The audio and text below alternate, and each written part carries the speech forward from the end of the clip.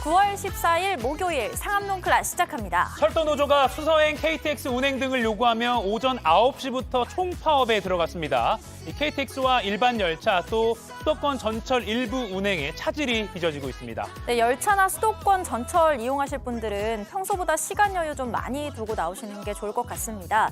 일단 다음 주 월요일 오전까지 파업을 하겠다고 예고한 상태라서 특히 주말에 열차 탑승하시려고 했던 분들 혹시 취소되지는 않았는지 네. 꼭 확인해 보셔야겠습니다. 여행객들 이런 분들 특히 좀 확인을 하셔야겠네요. 네, 오늘도 꼭 알아야 할 국내외 소식, 또 경제 정보, 그리고 목요일 영화 이야기까지 준비되어 있습니다. 상클 끝까지 함께 하시죠.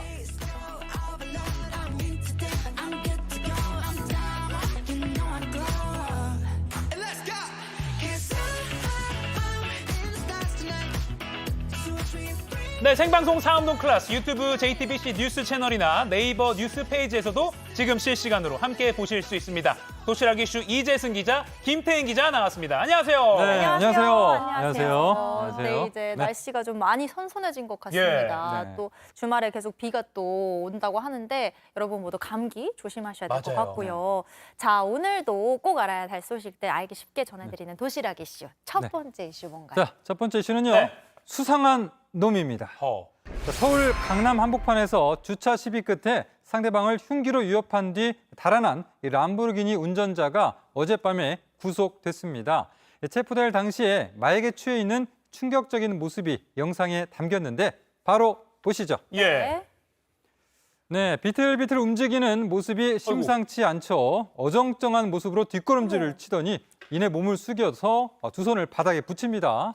자, 급기야 좀 바닥을 좀 엎드려서 기어다니는 그런 모습까지 나오기도 네. 하는데 잠시 뒤에 경찰이 다가오지만 달아나지는 못하고 결국 수갑이 채워집니다. 이 남성이 30대 홍모 씨죠. 어젯밤에 구속이 됐는데 이렇게 몸을 제대로 가누지 못하고 있습니다. 마약 간이 검사 결과 필로폰 등 3개 종류에서 양성 반응이 나왔죠. 저는 이 영상을 보는데 예. 그 왜 미국 대도시 뒷골목에서 왜 좀비가 네. 나타났다 이런 영상이 한동안 되게 유행을 많이 했었잖아요. 네. 그렇죠. 그게 마약 중독자들의 모습이 담겨 있던 영상이었는데 네. 네. 이런 게 이제는 서울 강남 한복판에서까지 목격이 된다는 게 너무 무섭기도 하고 걱정도 되고 네, 그렇습니다. 그러니까요. 자, 지금 그 미국 거리의 어떤 그 마약 중독자 모습 얘기하셨는데 지금 나오고 있죠, 오른쪽에. 예. 자, 저런 모습들, 이게 이제 마약에 취하면 근육의 수축과 이완이 제대로 안 되기 때문에 몸을 제대로 가눌 수가 없게 됩니다. 네. 오늘 이번에 그 람보르기니 남성도 목격자에 따르면 현장에서 그 홍모 씨가 몸을 굉장히 부들부들 떨었다라는 얘기도 나오는데 마약에 취했을 때 나오는 그런 증상입니다. 그러니까 지금 영상을 계속 나오고 있는데 네. 진짜로 이게 한국이 맞는 건지 너무 충격적입니다. 네. 근데 이 남성 배경도 의심스러운 게 정말 많더라고요. 딱히 직업은 없는데 람보르기니를 몰고 네네. 또 월세 200만 원인 곳에서 살고 있다고요. 네, 그렇습니다. 이 살펴볼 것이 한두 가지가 아닌 것 같습니다. 자, 우선 어제 같은 경우 영장 실질 심사에 나왔던 그런 모습부터 한번 우리가 볼 텐데요. 네네. 이 모자와 마스크로 얼굴뿐만 아니라 긴 옷으로 온몸을 가렸습니다. 혐의와 관련된 질문에는 침묵을 지켰습니다. 마약 혐의 인정하십니까? 흉기를 왜 들고 다니셨어요? 네, 이 홍 씨는 경찰 조사에서 무직이라고 진술을 했습니다. 자, 그런데 리스 차량이긴 하지만 이 4억 원가량의 비싼 외제차를 몰고 또 서울 광진구에서 월세 200만 원 정도를 내면서 살았던 것으로 알려졌습니다.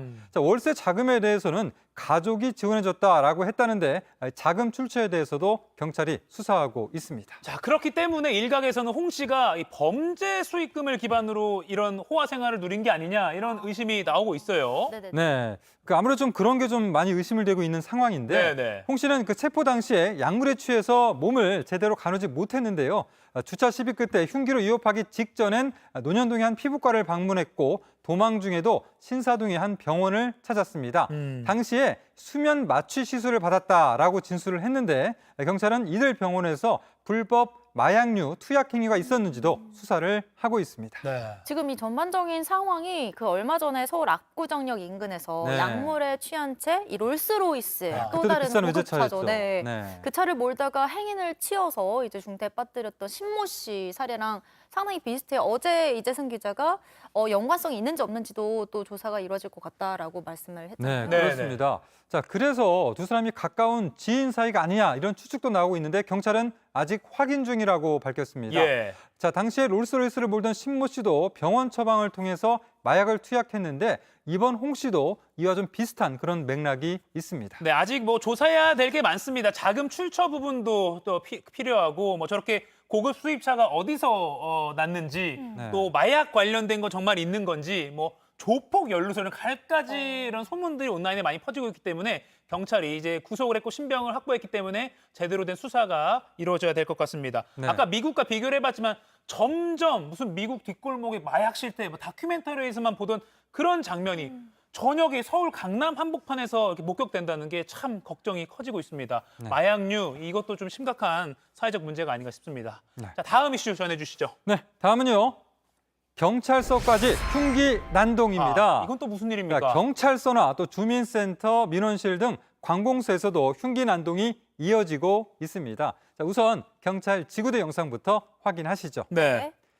네, 지구대 20대 여성이 흉기를 들고 나타났습니다. 흉기를 든 채 화를 내는 모습이고요. 자, 이때 뒷문으로 돌아나간 경찰관들, 자, 뒤로 접근해서 3단봉으로 내리쳐서 흉기를 아이고. 그렇게 예, 떨어뜨립니다.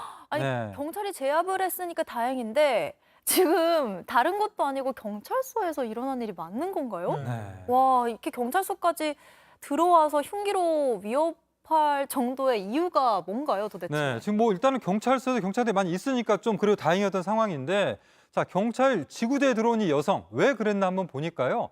내 오토바이를 왜 가져갔느냐라고 항의하면서 제압당하기 전까지 흉기로 위협한 것으로 조사가 됐습니다. 네. 자, 본인의 어떤 분노를 그대로 표출한 건데 경찰이 이제 구체적인 사건 경위를 조사를 하고 있습니다. 네. 또 있었죠. 네, 이번에는 그 충남 천안의 한 주민센터도 문제가 있었는데요. 네. 자, 보시죠.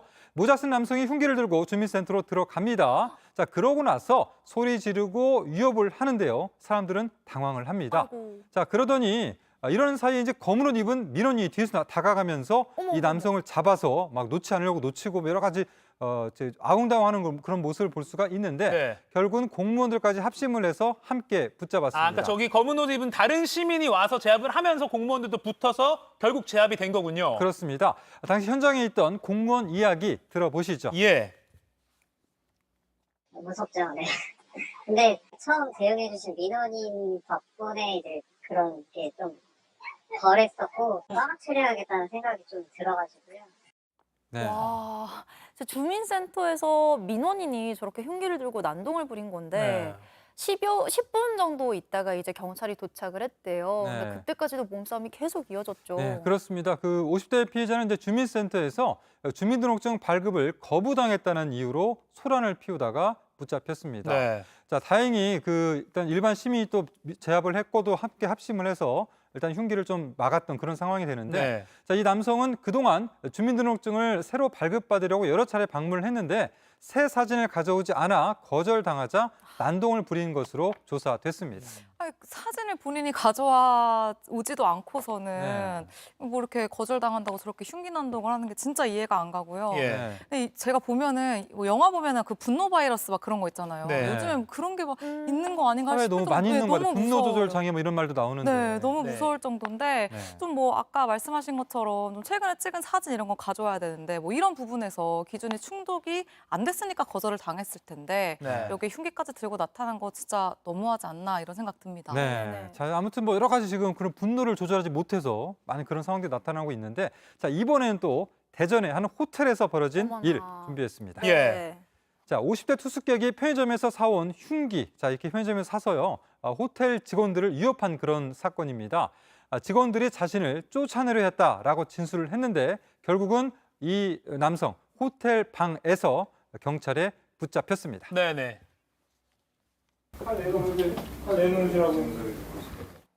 자, 3단봉을 든 경찰이 앉아있는 남성 둘러싸고요. 버티던 남성이 흉기를 내려놓자 결국 일으켜서 수갑을 채웁니다. 와, 지금 오늘 살펴본 장소들이 주민센터, 네. 호텔, 경찰서였습니다. 네. 관공서를 비롯해서 이렇게 공공장소에서 흉기 난동이 이어지고 있으니까 예. 참 한 시민으로서 또 무섭게 듣기도 많이 무서운데요. 네. 시민들 불안이 점점 더 커지고 점점 이제 막 혼돈의 도가니 이렇게 빠져버리는 것 그러니까요. 같아서 너무나 걱정입니다. 네. 그러니까 뭐 불만 사항도 있을 수 있고 요구 사항도 있을 수 있는데 흉기를 든다고 해서 해결될 일이 아니거든요. 네. 그렇죠. 그러니까 좀 명심을 하셨으면 좋겠습니다. 네, 어우. 계속 또 이런 일이 반복되다 보면 나도 흉기 들고 어디서 좀 모방되는 경우도 있기 때문에 그것도 좀 주의를 해야 될 것 같고요. 네네. 특히 아까 그 주민센터 민원인 그 상대하는 공무원분들도 안전에 위협 사각지대에 있다라는 지적도 나오고 있는데 이런 분들도 좀 주의를 해야 될 것 같고 좀 더 관심이 필요할 것 같습니다. 네. 네. 자, 다음 이슈로 넘어가죠. 자, 다음은요. 이 풋살장 불빛에 주민들 쪽잠입니다. 자, 최근 그 아파트 근처에 풋살장이 생기면서 주민과 갈등을 빚고 있습니다. 이 주민들은 풋살장에서 조명을 환하게 켜고 또 소음이 심해서 밤잠을 설친다고 호소를 합니다. 네. 자, 아파트에는 야간 풋살을 멈춰달라는 현수막이 붙어 있습니다. 자, 이런 상태에서 이제 해가 지자 이 풋살장에는 조명탑이 켜지죠.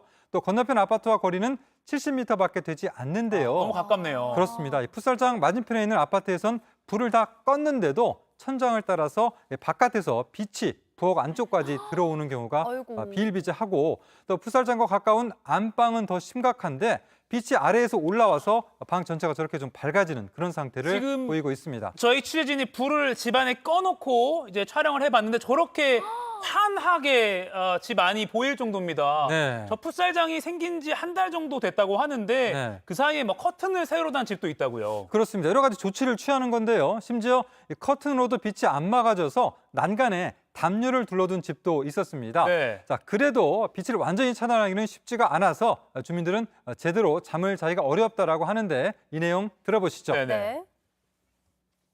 잠을 못 자니까 맨날 수면제 처방받아서 근근히 뭐 1시간, 2시간 쪽잠을 자고 있어요. 그리고 네. 이 빛공해가 수면에 정말 방해가 많이 된다고 하잖아요. 그렇죠. 또 빛도 빛인데 이 보통 이제 운동을 하고 축구 같은 것도 여러 사람이 같이 경기를 하잖아요. 네. 큰 소리를 내면서 공을 차니까 소음 문제도 상당할 것 같아요. 네, 이 경기장에서 나오는 소리들 중에 이 수면에 영향을 줄 수 있는 50데시벨 이상의 소리들 한번 기록을 해봤더니요. 네. 자, 공을 차는 소리부터 박수 소리까지 30분 동안 난 소리만 380번이 넘었습니다. 아. 주민 이야기 또 들어보시죠. 네. 저렇게 시끄러운데 들리죠? 이게 하루 이틀이야지 살죠. 네, 그러니까 이게 계속해서 이 빛과 이 소음이 이어지는 그런 상황인데요. 한밤중에 이어지는 이런 경기에 참다 못한 주민들이 풋살장으로 내려왔습니다. 예. 다툼이 발생하자 경찰까지 출동을 했는데 자, 이 상황 풋살장 관계자 이야기도 들어보시죠. 갑자기 저분이 손님분들한테 욕을 하는 거예요. 그래서 저도 짜증나서 안 내었어요. 왜 이렇게까지 됐을까를 살펴보면 뭐 여러 가지 요인이 있겠지만 일단은 풋살장 설치에 대한 기준 같은 게 뭐 따로 없는 거죠. 네, 그렇습니다. 이 풋살장은 허가나 신고가 필요하지 않습니다. 공간만 있으면 누구나 만들 수가 있는데요. 풋살장 측은 새벽 1시까지던 영업시간을 자정까지로 조정했다면서 다음 주부터 조명 밝기를 낮추는 공사도 할 것이다라고 말을 했습니다. 그러니까 새벽 1시 영업 시간을 그러니까 1시간 네, 정도 앞당기는 자정. 거거든요. 네. 사실 근데 그것보다 일찍 잠드시는 분들도 있기 때문에 네. 아니, 당연히 자정은 잠을 너무- 한참 자는 그런 시간이잖아요. 네. 그러니까요. 네. 제가 그래도 테니스를 치잖아요. 네. 근데 테니스장 같은 경우에는 이렇게 주거 시설이랑 밀접해 있는 곳은 한 10시 정도면은 다 마감을 하긴 하거든요. 네. 그래서 또 다른 방도가 좀 상식적으로 좀 필요하지 어떻게 좀 않나. 조절할 부분이 있을 것 같아요. 네. 네네네. 그러니까 뭐 운동하는 사람들은 눈치 안 보고 취미생활을 할 수 있어야 되는 것이고 네. 또 인근에 사는 주민들은 또 편안하게 당연히 가장 편안해야 될 집에서 잠을 편안히 자야 되니까 좀 이런 설치에 관한 명확한 규정이 필요할 것 같고 사실 꼭 규정으로 다 정하지 않더라도 이건 이웃 간의 뭐 예절의 문제잖아요. 그렇죠. 그냥 네. 기본에서 생각해 보면 밤늦게까지 환한 불빛 켜고 큰 소리 지르고 하면 누군가는 피해를 보니까 아주 기본 초등학교 때 배운 그런 기본 상식에서 생각해 보면 뭘 지켜야 되는지 이런 게 좀 답이 나올 것 같습니다. 네네네. 자, 이재승 기자 잘 들었고요. 이어서 지금 이 시각 모바일에서 가장 화제가 되고 있는 소식 정리해 보겠습니다. 김태인 기자 전해주세요. 네, 누리꾼들의 이목을 끈 그 소식 상크릿 뽑은 광크릿 뉴스입니다. 첫 번째 소식 살펴보겠습니다. 귀차니즘 끝판왕 자동 샤워장입니다. 오늘 누가 나 좀 씻겨줬으면 좋겠다 이런 생각 종종 하시죠. 상상이 현실이 됐습니다. 영상 함께 보시죠. 상의를 탈의하는 남성이 방에 들어서자 머리 오. 위에서 물 뿌리개가 내려옵니다. 물로 몸을 좀 적시고 거품 통로로 들어가는데요. 거품 범벅으로 향한 곳은 크리스마스 트리로 만든 거대한 소울 사이로 들어갑니다. 아플 것 같은데. 네, 양팔도 든 채 몸 구석구석 거품칠도 해주고요. 장난감 총이 강한 물줄기를 뿜어내며 몸에 묻은 거품까지 씻어줍니다. 드라이기 코스를 지나서 자 보세요. 이제 옷까지 입혀주는 완벽한 이게 잘 코스까지 씻어진 건가요? 나옵니다. 네, 잘 씻혀졌을 거라고 믿고요. 주유소 자동 세차장의 원리를 적용시켜 만든 이른바 자동 샤워장입니다.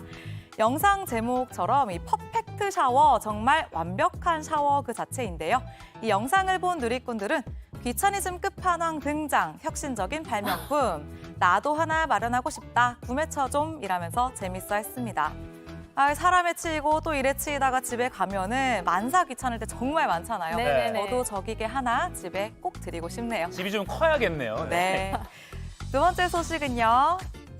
소주에 발 씻은 식당 손님입니다. 어. 제목만 봐도 충격적인데 영상이 네. 있습니다. 함께 보시죠. 식당에서 고기를 구워 먹던 한 남성, 의자에 발을 올리더니 손에 집은 소주병을 기울여서 그대로 발에 붓습니다. 네, 식당이 맞는 거죠? 지금 다른 사람들도 다 식사를 하고 계신 거죠? 네, 맞습니다. 고기 먹다가 갑자기 소주로 발을 씻는데 업주는 고기 불판 바꿔주러 갔다가 이 모습을 보고 화들짝 놀랐습니다. 바닥은 이미 소주로 흥건해졌고 왜 그러시냐라고 정중하게 물어봤다고 해요. 그런데 돌아온 대답이 정말 황당합니다.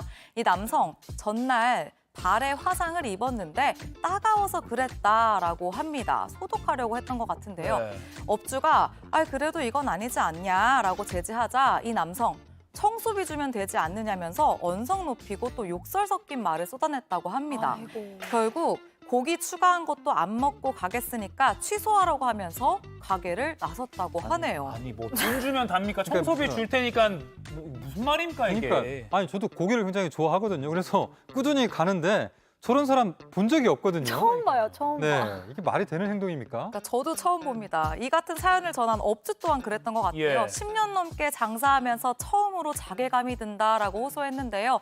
누리꾼들은 공공장소 에티켓은 쌈 싸 먹었나? 손님 잘못이지 업주 잘못은 없다라는 반응을 보였습니다. 네.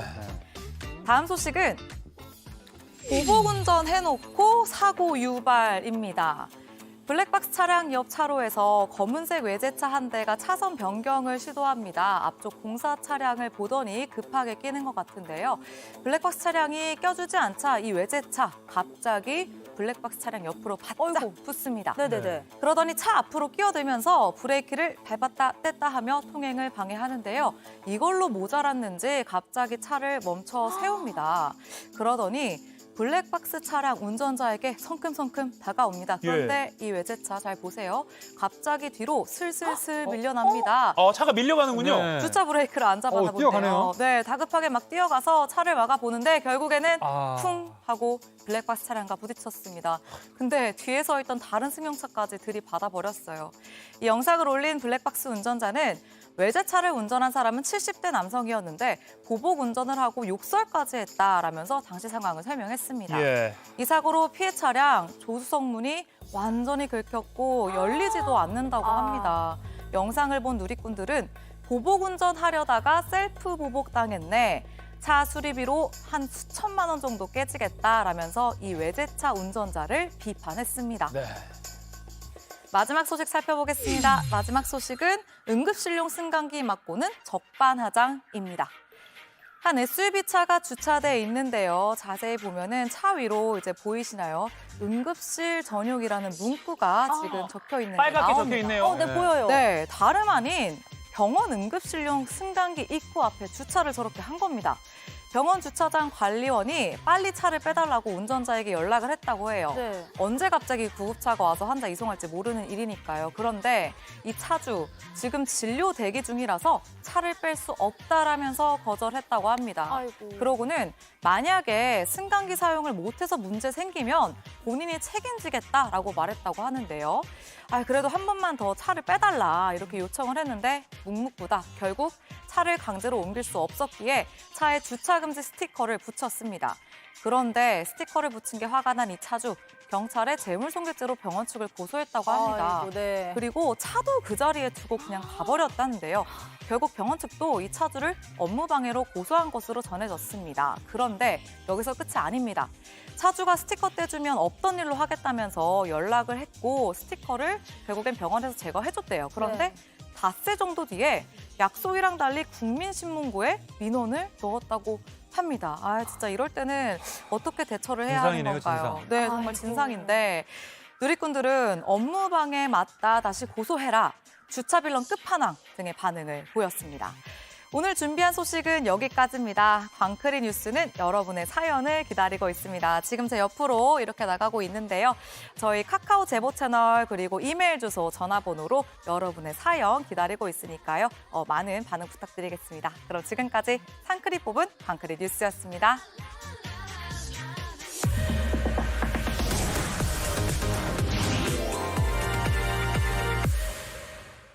네, 지금 시각 10시 20분입니다. 저 같은 경알못, 경제를 잘 알지 못하는 사람을 위한 당장 내 돈이 되는 정보, 머니클래스. 오늘은 최근 주식시장의 뜨거운 이슈들을 알기 쉽게 정리해보는 주식 핫 키워드 시간입니다. 전문가 바로 만나보죠.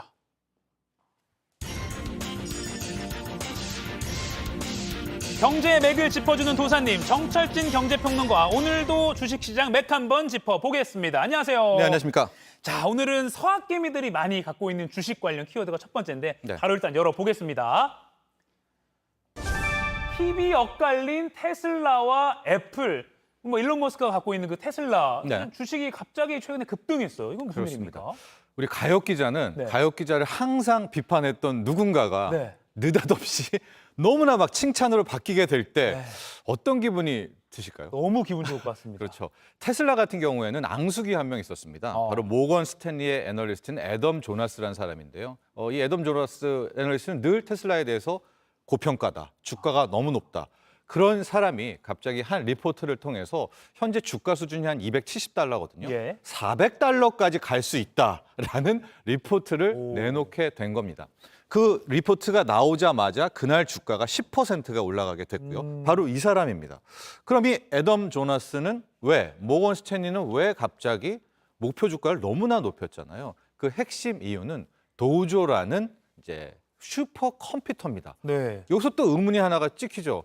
테슬라는 전기차 만드는 예. 회사 아니야? 그런데 테슬라는 좀 복잡한 종합 예술 토탈 회사입니다. 즉 차도 만들지만 자율주행차로 가야 되면 AI, 컴퓨터도 필요하겠죠. 네. 이게 우주와 인공위성과 연결돼야 되니까 우주, 여기에 태양광, 뭐 할 만한 것들은 다 한 것이 테슬라인데 네. 특히 이번에 어필하고 있는 것은 앞으로 자율주행차가 될 텐데 그때는 어마어마한 인공지능, AI 슈퍼컴퓨터가 필요하지 않겠습니까? 네. 지금 개발하고 있는 이 도조라는 컴퓨터가 이 기업 가치를 무려 5천억 달러, 660조 이상 올릴 수가 있다. 네. 게다가 잘 보시면은 이제 하드웨어라는 전기차도 테슬라잖아요. 네. 여기에 들어가는 소프트웨어까지 테슬라의 도조가 선점하게 되면 전기 자율주행의 프로토콜, 기술 표준을 다 갖게 되는 거 아닙니까? 예. 거기에 대한 프리미엄을 주게 된 겁니다.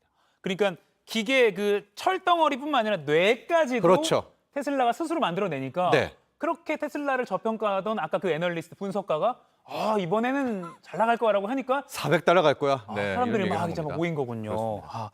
근데 이제 뭐 자율주행, 뭐 AI, 로봇 뭐 강세인 거 알겠는데 네. 그러면 애플도 저는 잘 나갈 거라고 생각 들었거든요. 네. 근데 애플은 요새 또 뚝 떨어졌다고요. 맞습니다. 네. 애플도 여러분 아시다시피 자율주행 관련한 소프트웨어를 계속해서 이제 개발해 왔던 그런 회사 아닙니까? 네. 그런데 이런 만약에 분위기라면은 같이 올랐어야 되는데 애플 주가는 지금 약세를 면치 못하고 있습니다.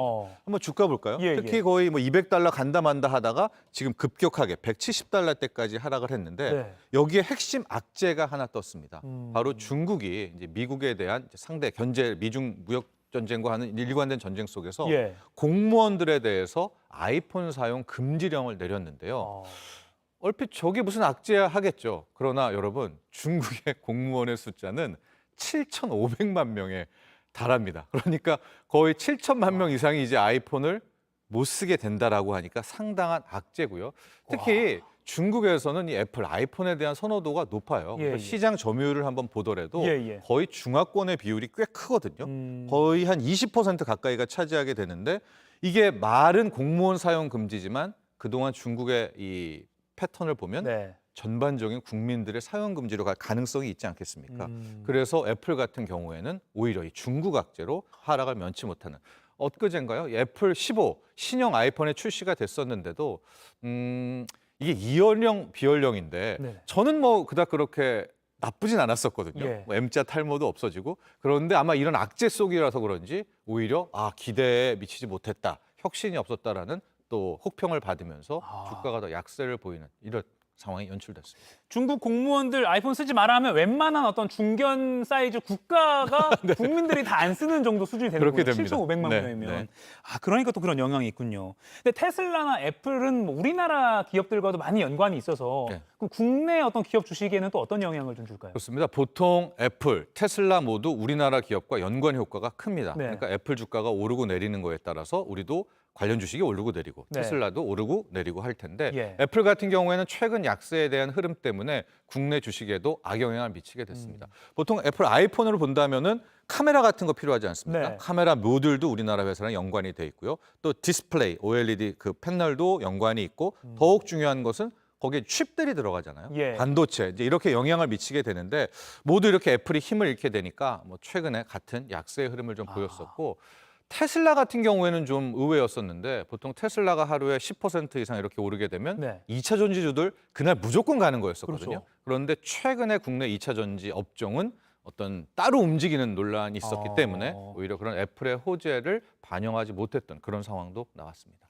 그렇군요. 그러니까 이게 저는 애플하면 미국 회사라 했는데 아까 보니까 뭐 LG, 뭐 삼성 등등해서 정말 그렇죠. 다 이렇게 얽히고 설켜 있네요. 네. 알겠습니다. 자, 그럼 두 번째 키워드로 넘어가 보겠습니다. 두 번째 키워드 열어주세요.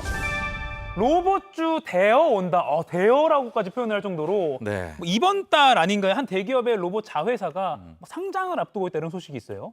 2차 전지, 뭐 초전도체 하다가 요즘에는 아마 보기만 하시던 대로 로봇 이런 얘기를 많이 들으실 텐데요. 네. 특히 로봇 관련해서는 우리 생활에서도 지금 눈에 많이 띄잖아요. 네. 뭐 협동 로봇, 서비스 로봇이 많이 보면서 투자자들의 관심이 커지고 있고요. 네. 대기업들의 자본이 들어가는 것도 또 하나 긍정적인 이슈인데 최근에 가장 핫한 아이템은 이제 대기업 두산의 자회사죠. 두산 로보틱스라는 회사가 이제 상장을 한다라는 이슈가 전반적인 이제 기대감을 이끌고 있습니다. 네. 특히 두산 로보틱스는 거의 협동 로봇에서 국내 점유율이 상당히 높은 회사이기는 한데 예. 뭐 상장 소식이 전해지게 되니까 모회사인 두산의 기업 주가가 또 들썩들썩 되면서 네. 뭐 하루에 27%, 28%까지 올랐다가 물론 이제 최근에 또 빠지기는 했었습니다만 네. 이제 그런 상황도 함께 나오는 그런 모습이 있었었는데요. 네.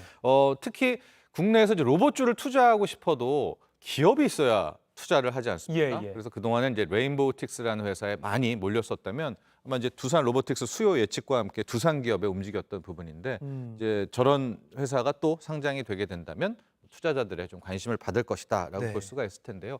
다만 이것도 큰 틀에서는 업종 테마잖아요. 네, 네. 이게 어떤 뭐 실적이 나온다든가 뭐 확실한 것보다는 2차 전지에서 초전도체에서 뭐에서 로봇 이런 또 업종 흐름 속의 하나이기 때문에 네. 뭐 무한한 낙관, 너무나 장밋빛 전망은 또 주의해야 될 필요도 있습니다. 약간 저는 이제 잘 모르는 입장에서는 이런 대기업까지 뛰어들었다 하면 조금 안심은 되거든요. 네. 이런 큰 기업이 잘못 판단하겠어라고 했는데 아무튼 그렇다 하더라도 너무나 낙관적으로 보는 거는 여전히 경계해야 된다. 네. 알겠습니다. 근데 이 두산 로보틱스가 다음 주에 일반 투자자 청약 받는다고 하는데 네. 사실 이게 그러니까 뭐 돈을 투자할 수 있다는 거잖아요. 근데 어떻게 하는지 잘 몰라서 좀 그렇습니다. 알려주세요. 설명 좀. 특히 이제 좀 떨리시는 분들은 네네. 아예 막 그러니까 상장이 된 것보다 네. 공모해서 딱 시장에 처음 들어갔을 때 투자하고 빠지시는 이런 분들이 많아졌고 그래서 네. 공모주 투자가 인기가 많은데요. 이 두산 로보틱스도 이제 공모를 한다라고 하니까 네. 그 어느 때보다 이제 관심이 커지게 된 겁니다. 뭐 짧게 설명을 해드리면은 예. 각 주관사를 담당하는 이 청약 증권사들이 있습니다. 거기에 계좌를 이미 갖고 계셔야 되겠고요. 네네. 그다음에 맞는 증거금을 본인의 여력에 따라서 입금을 하게 되면서 예. 청약 신청을 하면 이제 나중에 경쟁률에 따라서 결과 발표를 하게 되는 이런 네. 흐름입니다. 지금 아마 공모가가 한 2만 원대에서 결정이 나게 될 것 네. 같고요. 이제 거기에 따라서 자신의 형편에 맞게 노릴 만큼 이제 그 금액을 입금을 하시고 비율대로 뭐 비례 배정 혹은 균등 배정에 따라서 받게 되는 그런 형태를 취하게 되면 될 것 같습니다. 여기 주관사라고 되어 있는데 요 내 증권사 계좌가 계좌가 있어야 있어야 되는 거죠. 네, 네. 이거가 아니면 안 되는 거고. 네. 그리고 아까 증거금이라고 했는데 이게 되게 기초 중에 기초인데 예. 증거금이 뭐 일종의 뭐 청약 보증금- 증거금이라는 거죠. 왜냐하면은 네. 이게 1대1이 아니잖아요. 아, 더 많은 사람이 청약을 할 수가 있기 때문에 네. 경쟁률에 따라서 쪼개야 될 텐데 네. 그때 쪼개지게 되는 기준이 그 청약 증거금의 액수다 이렇게 음. 생각하시면 될 것 같고 특히 최근에 공모주들이 좀 훨씬 더 인기를 끌게 된 건 기존에 이제 공모주는 그러니까 공모가가 있잖아요. 네. 그게 처음 시장에 들어왔을 때 정해지는 그 시초가가 90에서 200%.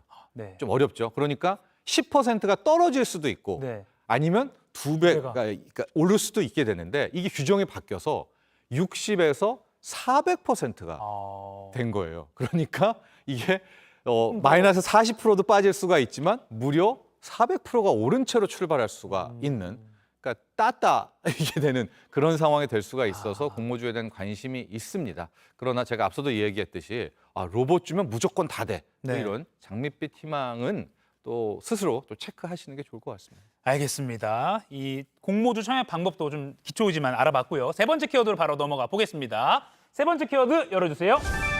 기준금리 동결할까? 이게 어제 저녁 한 뭐 8시, 9시쯤에 뉴스가 좀 나오더라고요. 네. 그 우리나라뿐만 아니라 전 세계가 주목하는 지표가 하나 나왔죠. 그렇습니다. 네. 다음 주에 이제 미국의 9월 FOMC 회의가 있죠. 네. 미국이 금리를 올릴 것인가 말 것인가. 어느 중앙은행이 금리를 올릴까 말까 가장 중요한 지표는 역시 물가 지표 물가. 아니겠습니까? 그래서 어젯밤에 나왔던 게 미국의 8월 소비자 물가 지수였었는데요. 네. 두 개로 나눠서 이제는 생각해 봐야 될 것 같아요. 자, 첫 번째 소비자 물가 지수, 소비자 물가 상승률 같은 경우에는 오히려 오르고 있습니다. 그것은 국제유가가 많이 올라서 오르고 있고 현 추세라면 9월에는 더 오를 것 같아요. 네. 그럼 물가가 오르면 금리는 올릴 수밖에 없지 않습니까? 그렇죠. 자, 그런데 미국이 무슨 얘기를 했냐면 앞으로는 이 유가라든가 먹거리가 포함이 안 된, 그건 워낙 변동성이 크니까 예. 근원 물가, 여기 보면 식품, 에너지 제외라고 써 있죠. 네. 근원 물가를 볼 거야라고 했는데 근원 물가는 오히려 어젯밤에 떨어졌습니다. 그렇군요. 네. 그러니까 이 어느 둘 중에서 뭘 봐야 되나라고 했을 때 시장은 어젯밤에는 좀 애매하게 끝이 났거든요. 예. 그러니까 아마 이제 오늘부터 뉴욕장 그리고 다음 9월 FOMC 회의에서는 그냥 헤드라인 CPI, 그러니까 그냥 보통 물가를 봐야 돼, 네. 아니면 에너지와 식품을 뺀 근원 물가를 봐야 돼. 여기에 줄다리기를 할 것 같고요. 예. 다음 주에 이제 미국 연준이 확실하게 사인을 주고 근원 물가가 더 떨어지는 추세라면 금리 인상은 좀 보류할게. 이런 어떤 사인을 준다면 주식시장은 상당히 환호할 것이다. 이렇게 볼 수 있겠습니다. 네. 그러니까 이 물가를 항상 보면 이제 다음 주에 또 이걸로 끝나는 게 아니라 FOMC의 어떤 회의가 메시지 또 있겠고 봐야 되고. 메시지가 나오겠고 그렇겠죠. 알겠습니다.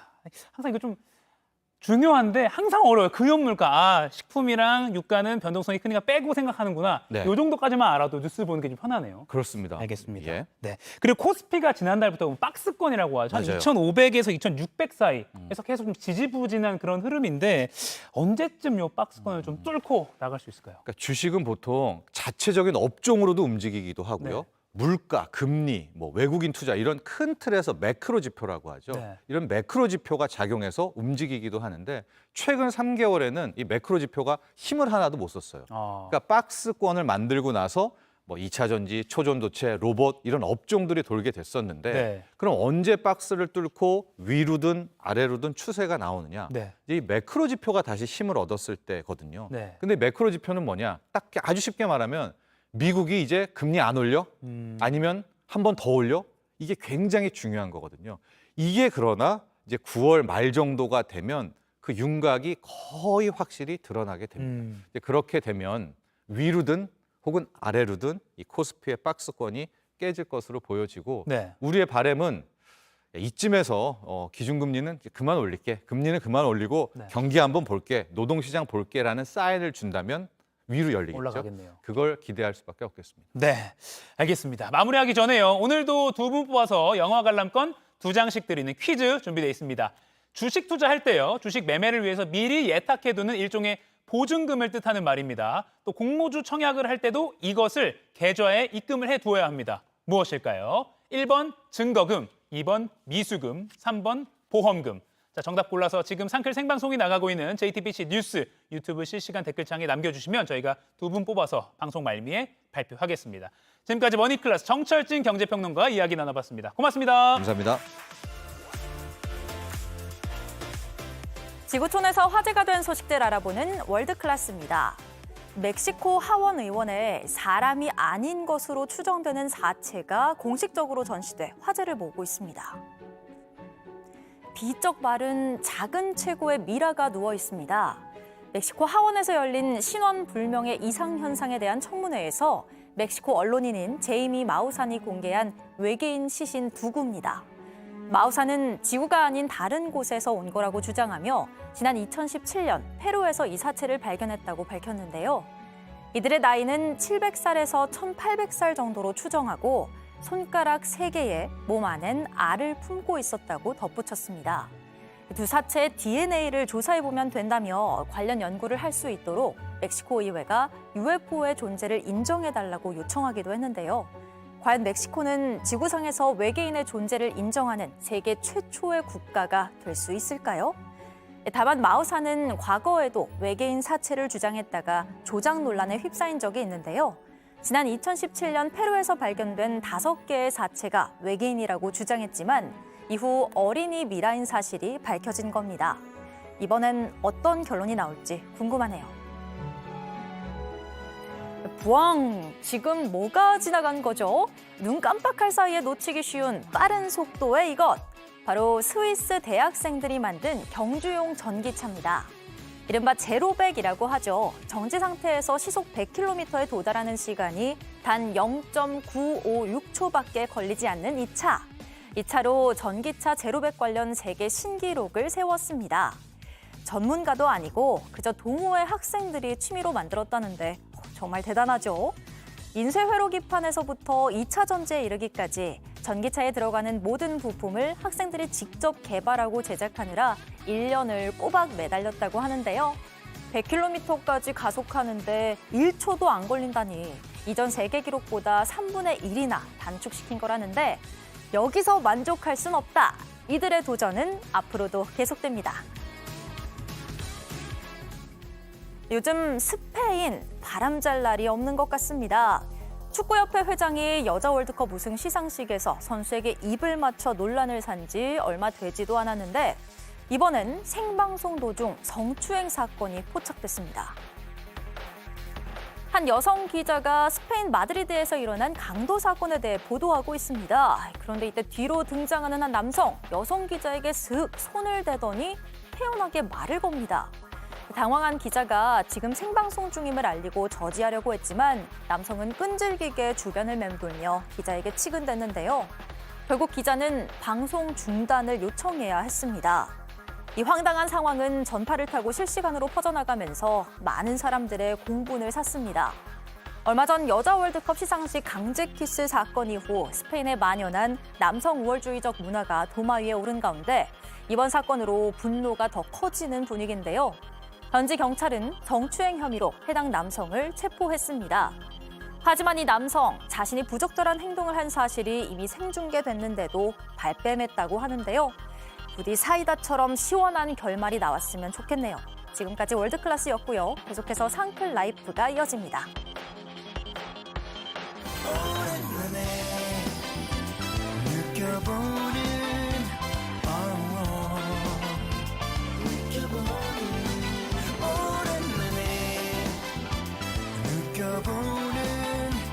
이런 기분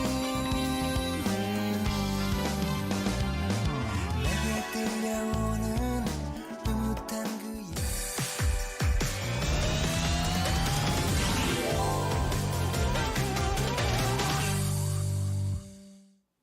상클 라이프 시간입니다. 매주 목요일엔 주말에 볼만한 영화, 또 OTT 이야기 나눠보는 시간인데요.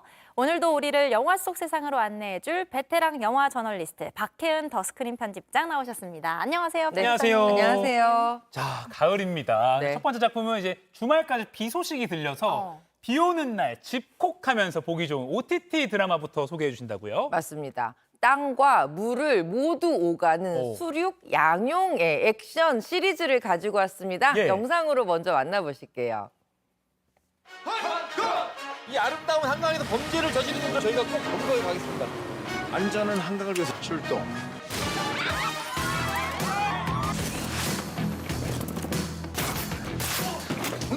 몸이 이렇게 허약해서 어떡해. 그러니까 이렇게 범인 역할이나 하고 있는 거 아니냐.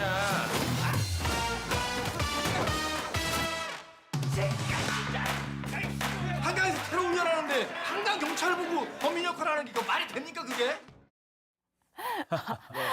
권상우 씨 이번에는 경찰로 변신을 했네요. 네, 맞습니다. 디즈니 플러스가 내놓은 신작이고요. 어제부터 매주 수요일 날 2편씩 내놓게 되는 이야기고요. 네. 한강을 지키는 한강 경찰대의 액션 그리고 그들의 사람 냄새 나는 삶의 이야기를 다룬 시리즈예요.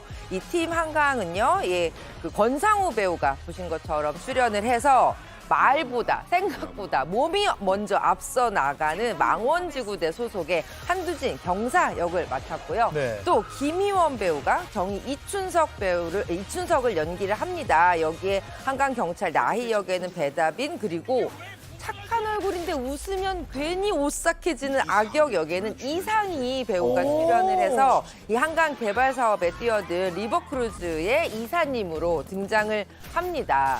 보시는 것처럼 이 한강에서 펼쳐지는 액션 뭐가 있을까 생각하겠지만 의외로 다채롭고 아주 흥미진진한 이야기들이 펼쳐져요.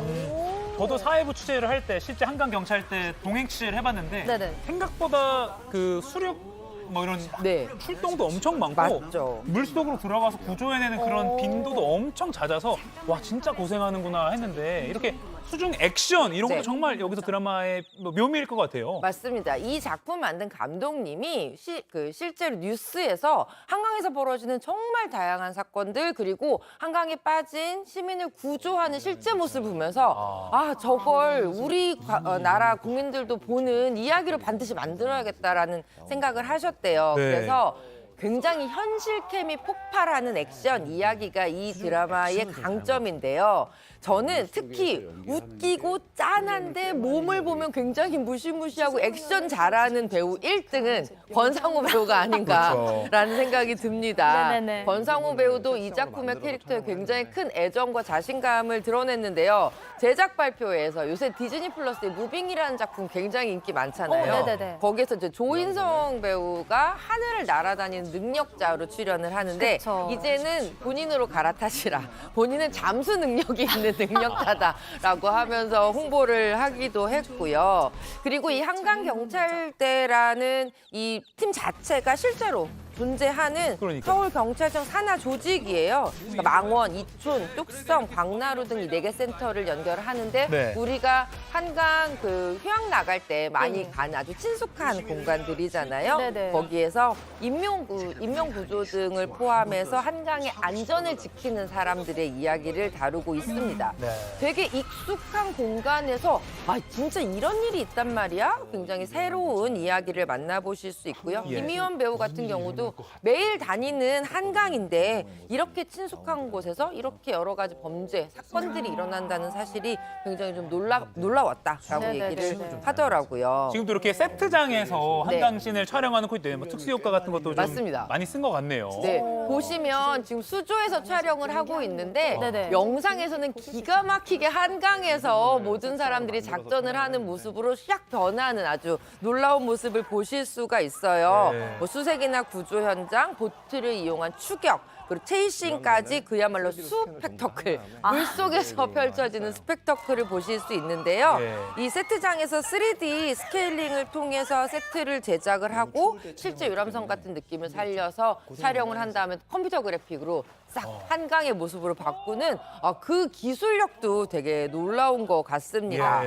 권상우 배우는 물속에서 촬영하는 씬이 워낙 많다 보니까 수중 세트의 물이 지하수래요. 엄청 하겠다. 차가운 아이고. 물속에서 추웠다면서 고생담을 들려주기도 했어요. 그러니까 스펙터클이 아니라 그 물숫자 수펙터클한 스펙터클. 정말 재밌기도 재밌고 또 액션도 볼만한 네. 그런 영화일 것 같습니다.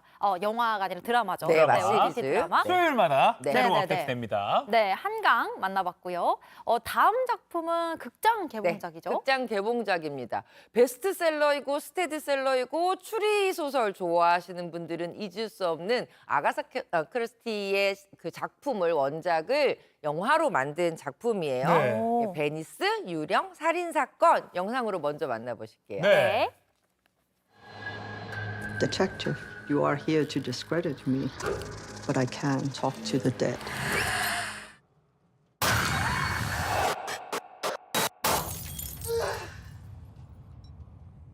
Mama? Felicia? What is happening?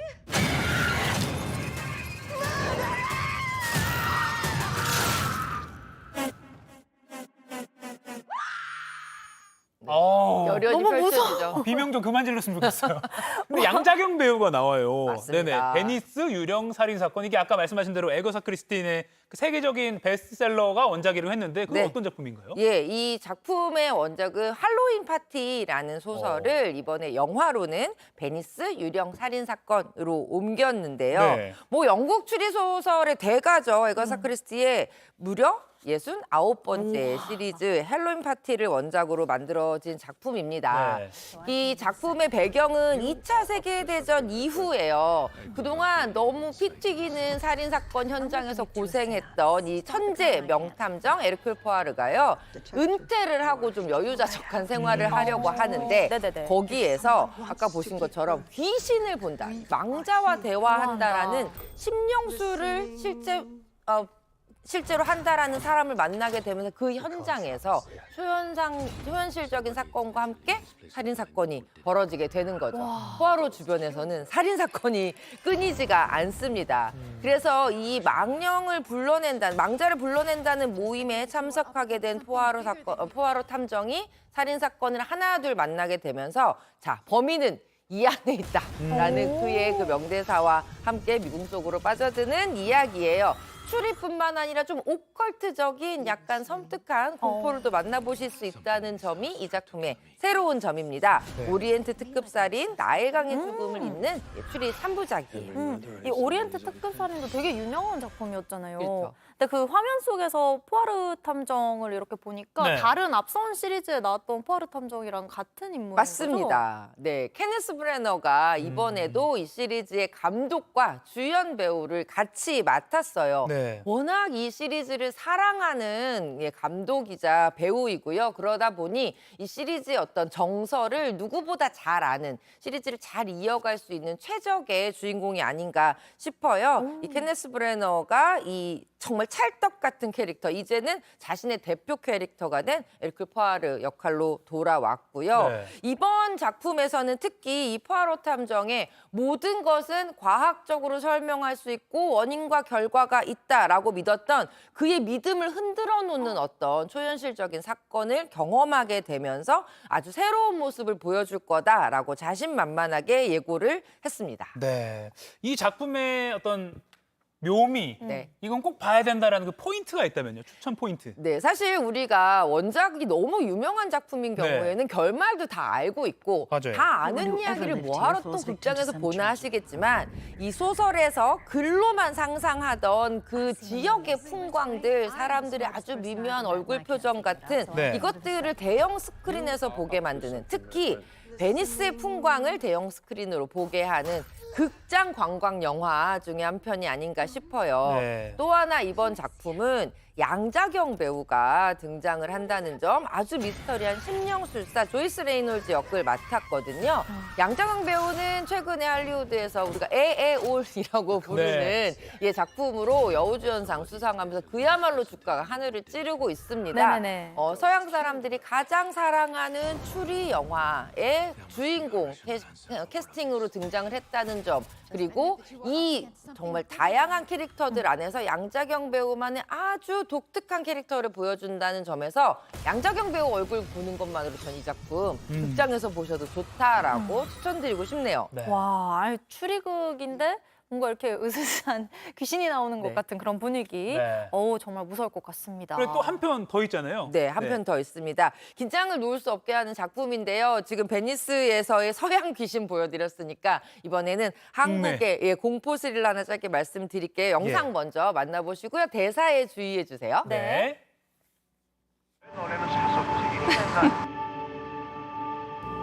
아까 봤는데 여기 근처에서 누가 실종됐나 봐. 괜찮아. 여기 차박으로 유명한 데야. 걱정 마. 보세요. 네. 데니안 씨네요. 데니안 씨입니다. 오. 데니안 씨 정말 오랜만에 스크린 복귀작이고요. 제목이 차박, 살인과 낭만의 밤이에요. 오. 아까 대사로 그랬잖아요. 여기 차박으로 되게 유명하대. 보통 그렇게 유명한 데서 엄청나게 무서운 일들이 펑이 나요. 벌어지죠. 네, 맞습니다. 결혼 1주년을 맞아서 차박 여행을 떠난 신혼부부에게 낯선 그림자가 나타나면서 벌어지는 끔찍한 사건을 다루고 있어요. 캠핑 인구가 증가하면서 누구나 한 번쯤 차박 떠나볼까 생각하실 수 있을 텐데요. 네네네. 그들이 겪게 되는 현실 스릴러라는 점에서 좀 신선하고요. 그룹 G.O.D의 데니안이 남자 주인공 수원을 맡아서 연기를 했습니다. 네. 데니안 씨의 팬들이라면 오랜만에 복귀가 반가우실 것 같아요. 그러네요. 아니 사실 차박 다니는 분들 요즘 워낙 많잖아요. 많잖아요. 실제로 일어날 수 있는 일이라서 더 무서울 것 같은데 네. 저는 무서운 여성을 잘 못 보기 때문에 재밌는 빨리, 영화. 빨리 네. 다음 마지막 영화. 하나 재밌는 거 준비되어 있습니다. 남았죠. 네. 네. 마지막 작품 실컷 웃으실 수 있는 작품이에요. 네. 제목부터 진짜 기발한데요. 작품 소개하기 전에 포스터로 먼저 만나보실게요. 포스터, 네, 보여주세요. 네. 이거 자, 장고. 이 작품 아시죠? 예, 분노 네. 이거 그 레오나르도 디카프리오가 나온 그 서부 액션 영화잖아요. 맞습니다. 네네. 자, 오늘 소개해드릴 작품은 이 작품과 한 끗 차. 잔고. 잔고. 분노의 적자. 잔고. 네, 어. 쿠엔틴 카란티노 감독의 서부극 장고 분노의 추적자를 패러디를 한 작품이고 네. 어제 개봉을 했어요. 이 제목부터 약간 B급 패러디의 향기가 되게 물씬 풍겨지시잖아요. 네. 네네네. 도대체 어떻게 패러디했는지 영상 보시겠습니다. 네. Who are you? I'm Dr. Start. Working Judicial Company. What's your name? 잔고. Nice. Bingo. 네. 뭔가 영어를 하고 있는데 네. 너무나 빙고. 귀에 쏙쏙 들어오는 이 작품은요. 가난하지만 영화 감독을 꿈꾸던 잔고라는 사람이 짠돌이 현상금 사냥꾼 닥터 솔트를 만나서 각성을 하면서 복수의 모험을 떠나는 내용이에요. 네. 뭐 주인공 잔고, 닥터 솔트 그리고 빛 카프리오 등 디카프리오. 예, 네. 도니 궁예 같은 캐릭터들이 나오는데요. 이 작품 설정은 굉장히 뭐 C급 서부극 같다라고 생각을 하시겠지만 네. 이 패러디의 천재 백승기 감독님은요. B급을 뛰어넘는 C급의 정말 놀라운 재미, 패러디, 대체 불가의 치명적 매력을 보여줘요. 보시다 보면 이 돈은 없지만 꿈은 있는 우리 시대 청춘들에 대한 위로와 응원가이기도 하다라는 생각도 듭니다. 네네네. 예, 카피 문구도 진짜 웃음 포인트인데요. 스티븐 스필버그 이렇게 해놓고 본 적 없는 영화. 정말 본 적이 없습니다. 안 봤으니까. 그 감독님은. 네, 네, 네. 네. 트웬틴 타란티노 은퇴할 결심이라고 해놓고 예정대로 은퇴하셨습니다. 이게 그냥 안 써도 되는 말이었네요. 네. 예, 이렇게 다양한 문구로 호기심을 자극하는 이 영화, 저는 한국 영화계에 좀 새로운 에너지를 불러넣는 젊은 감독들의 이야기 한 번쯤 극장에서 눈여겨봐 주셨으면 좋겠다는 네. 생각이에요. 왜 오래전에 그 닫지마리라고 정말 그래요? 대놓고 C급을 표방한 영화가 있었는데 네. 약간 그런 또 신선한 맛이 있지 않을까라는 생각에 이 잔고라는 영화도 제가 주목해서 좀 그 보겠습니다. 가혁 씨가 특히 좋아할 것 같은 네, 게 좀 약간 레오나르도 디카프리오. 레오나르면 내일 안으로 디카프리오 이렇게 해줘야 됩니다. 네, 이런 말장난에 아주 향연이 펼쳐질 것 같습니다. 알겠습니다. 지금까지 박혜은 더 스크린 편집장님과 영화 알아봤습니다. 고맙습니다. 네, 고맙습니다. 네, 오늘 머니클래스 퀴즈 공모주 청약할 때도 보증금 개념으로 미리 입금해둬야 되는 돈. 정답은 1번 증거금이었습니다. 네, 오늘 당첨되신 두 분 자막으로 나가고 있습니다. 오늘은 머니 최고님, 또 이 또한 지나가리라님 두 분 당첨되셨고요. 저희 상클 공식 이메일로 선물 받으실 주소 보내주시기 바랍니다. 네, 마치기 전에 한 가지 소식 더 전해드리겠습니다. 이른바 대장동 사건 보도와 관련해서 검찰이 이곳 JTBC 본사 등의 압수수색을 나왔습니다. 관련 내용과 저희 입장은 오늘 저녁 JTBC 뉴스룸에서 자세히 전해드리도록 하겠습니다. 저희는 내일 다시 뵙겠습니다. 고맙습니다.